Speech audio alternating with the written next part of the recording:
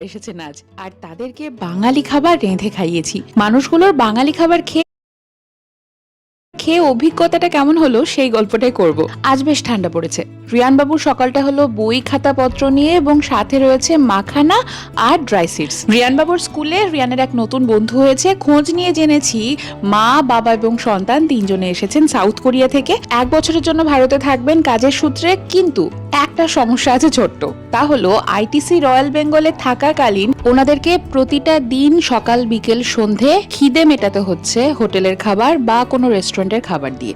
বাঙালি খাবারের ছোঁয়া এখনো অব্দি পান তো নি, উল্টে ঘরের খাবার কাকে বলে তার স্বাদও এখনো কপালে জোটেনি। আর তাই তো আজকে আমরা নেমন্তন্ন করেছি এই 3টে মানুষকে আমাদের বাড়িতে ঝাল ছাড়া বাঙালি খাবার খাওয়াবো বলে। আজকে শাশুড়ি বৌমা মেনুতে যা যা রেঁধেছি: বাসন্তী পোলাও, সাদা মুরগির মাখামাখি, ভিনিগার আর স্টার অ্যানাইসে চোবানো সবজি, বেগুনি, পাটিসাপটা আর ডায়েট কোক। রিয়ান বাবুর জন্য ওনারা উপহারও এনেছেন সাথে করে। 안녕하세요. 안녕하세요. That means hi, how are you? Yes, yes. Okay. Sarangyo. That I know because I watched so many Korean. কোরিয়ানদের একটা মজার জিনিস আমি জানতে পেরেছি, আর মনে হলো তোমাদের সাথেও শেয়ার করি।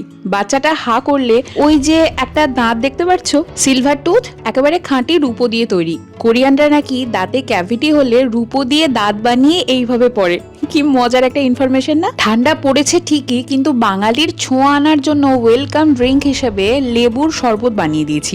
ওভার থিঙ্কার আমির মাথায় একটা জিনিস না চাইতেও বারবার এসে যাচ্ছিল, তা হলো ওনাদেরকে আর কয়েকটা মাস পর চাইলেও আর দেখতে পারবো না। না জানি পৃথিবীর কোন প্রান্তে চলে যাবেন আবার কাজের সূত্রে।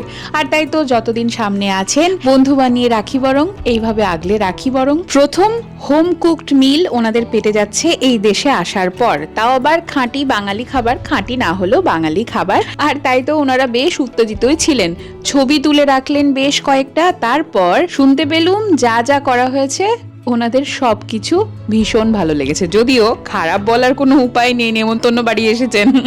সবগুলো খাবার তো ওনাদের ভালো লেগেছেই, তবে যে দুটো খাবারের নাম বারবার ওনারা উল্লেখ করছিলেন তা হলো আমার রাঁধা চিকেনটি এবং আমার শাশুড়ি মার রাঁধা পাটিসাপটা। মা পাটিসাপটা কি দারুণ বানায় তা আর নতুন করে কি বলবো। পৃথিবী যে যথার্থই ছোট এবং গোল তার প্রমাণ আরো একবার পেলাম এটা জেনে যে ওনারা নাকি ওনাদের হানিমুনে গেছিলেন মরিশাস ঘুরতে, এবং আমরা বললাম আমরাও তো তাই গেছিলাম। ওনারা বলেন সত্যি? আর এইভাবে আমাদের বন্ধুত্বটা আরো গাঢ় হলো। একটা নতুন সংস্কৃতির কাছে আমাদের সংস্কৃতিকে একটুখানি ছুঁয়ে দেখাতে পারলাম, এইটুকুনি ভাবলেই যথেষ্ট মনে হচ্ছে। নিজেকে ভরাট মনে হচ্ছে। এই দক্ষিণ কোরিয়া আর বাঙালির গল্প আরো চলতে থাকবে সামনে।